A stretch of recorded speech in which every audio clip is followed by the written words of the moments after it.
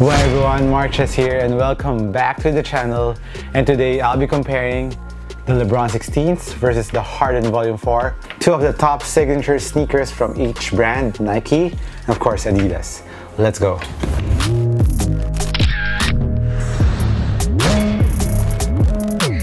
Before we start, if you want to see the full performance review of each of the sneakers, I'll put the link up here. So let's start off first with the uppers of each sneaker. Of course, the LeBron 16 features a knit upper all throughout, plus there's a knit pocket area at the lateral and medial part of the sneaker. And of course, the front part, it is just a Battle Knit 3.0, very similar to the LeBron 15s, which is very soft, very comfy. Harden Volume 4s. This one, the colorway that I have, has a mesh upper and some suede details around the toe and at the heel. And it really depends on what colorway you have. Other colorways have already came out with the knit upper, the prime knit upper. And I think performance-wise, it's pretty much the same. The prime knit upper, there's also an underlining fabric there, which is very similar to this mesh upper. So it just gives you a different feel or look on the sneaker. In terms of performance, I think it's pretty much the same.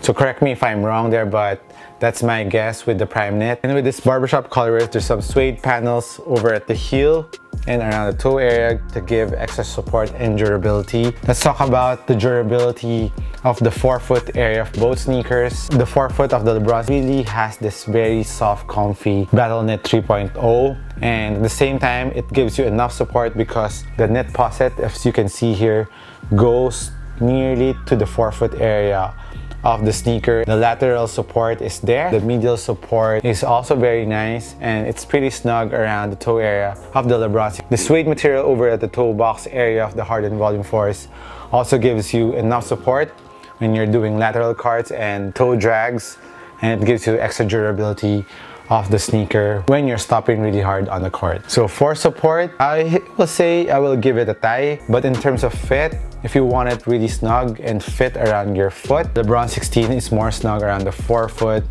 while the Harden Volume 4s has a little space around the forefoot area. So I think for wide footers, Harden Volume 4s are better for you, while the LeBron 16s has a little of toe space, but it is narrower compared to the Harden Volume 4s. In terms of support and durability, I would say I would give it a tie.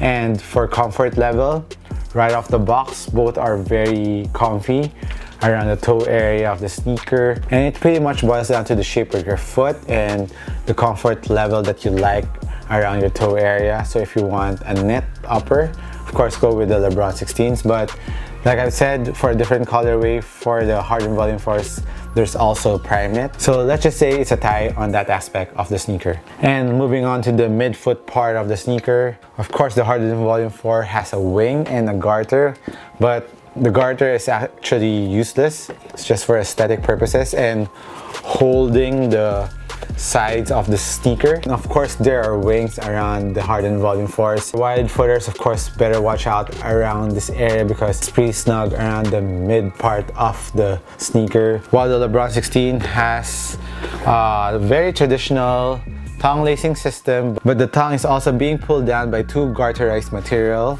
And I would say for the ease of wearing, of course this is a low cut, it's easier to wear, but if your size is not right for your foot, it's hard to put your foot in around the midfoot of the Hardens. While on the LeBron, there's enough space, but this is a high, so you really have to loosen the laces up in the LeBrons. And like what I said in the performance, the laces of the LeBrons are really tight. Doesn't give any gives. It doesn't loosen up the entire game, which is really awesome, but it's also hard to loosen the sneaker. That's a thing to consider, but overall midfoot support, very nice.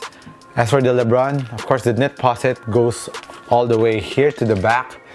So midfoot support laterally is very good on the LeBron 16. For the lockdown, I would say pretty much also it's a tie. Another aspect that I really don't like about the Harden Volume 4 and sometimes it disturbs me is when you do not position the tongue properly and it goes up and the side part of the Harden Volume 4 digs into your foot, on top of your foot, and it's really painful and it really annoys me. Just pay attention when you're lacing up the Harden Volume 4s so it doesn't move anywhere. Just tighten the laces up and the tongue won't go anywhere. That's a little thing, that's a little gripe that I had with the Volume 4s, especially the first time that I use it. And after several use of the Harden Volume 4s, I finally know where to put the tongue properly. Now moving on to the heel part of the sneakers, the Harden Volume 4s has an external TPU plate for heel counter. Also the LeBron 16s also has this 17s. Have I been saying 16 all throughout? Sorry for that. This is the LeBron 17s. As for the external TPU plate, both sneakers have external TPU plate. And for the LeBron, it is this crown light structure here. And also the knit posit wraps around the heel. And as for heel lockdown, heel support, and ankle protection, of course, this is a high. If you want a high cut sneaker, of course, go with the LeBrons. And if you want a low cut, go with the Harden Volume 4s. Both have very nice ankle protection. For heel containment and lockdown, of course, slight advantage over this high cut sneaker on the LeBron 17. Now moving on to the cushion of both sneakers, of course. The Harden Volume 4s features the full-length light strike cushioning, which is light and of course enough bounciness in the forefoot and very nice impact protection in the forefoot and heel. You are really low to the ground, very responsive sneaker. It is a very guard sneaker. And as for the LeBron 16, of course, 2 zoom pods in the forefoot and Air Max 270 behind or around the heel part of the sneaker. So as for impact protection around the heel, bounciness, of course, zoom pods is the way to go. But you'll be sacrificing a little bit of court feel for the LeBron 17s. The responsiveness is still there, but you're a bit high off the ground. So if you don't mind that, and if you want maximum bounciness and maximum impact protection, of course, go with the LeBron 17s. While the Harden Volume 4s, if you want more court feel and you don't mind that really bounciness feel around the forefoot area, you can go with the Harden Volume 4s. And impact protection on the heel part of the Harden Volume 4s is also very nice. Of course, this is Air Max, so slight advantage here on the LeBrons. Court feel, bounciness, and impact protection for the LeBrons. So moving on to the traction, both sneakers on a clean court, both sneakers bite really hard, but the LeBron 17 squeaks a lot more compared to the Hardens. On a semi-dusty court or a dusty court, I would give the advantage to the LeBron 17s because the Harden Volume 4s picks up dust easier compared to the LeBron 17s. So I like the traction more on the LeBron 17s, and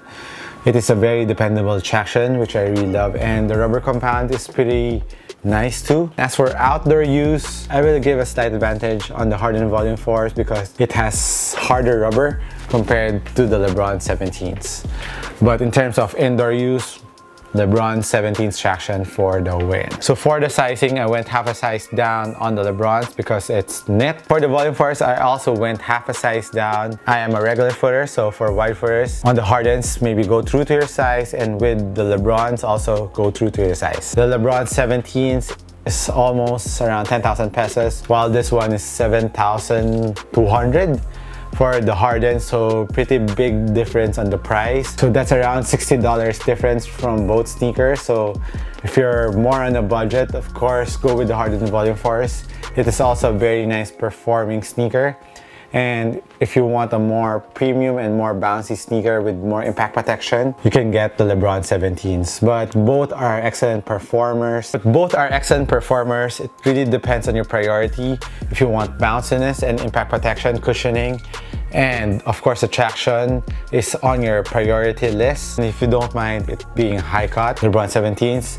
While if you want a low cut and nice court feel, nice impact protection around the sneaker, and you want your sneaker to be light, like I said, this is around 420 grams and the LeBron is 530, so that's around 100 grams difference. The LeBron 17 is heavier compared to the Harden Volume 4, so when you're playing with the LeBron 17s, it doesn't feel heavy at all because the fit and responsiveness of the shoe is really nice on the LeBron 17s, but it is more expensive and it is heavier. So that's about it on my comparison between the Harden Volume 4s and the LeBron 17. Thank you again for watching this video. This has been Marches. I'll catch you on the next one. Cheers.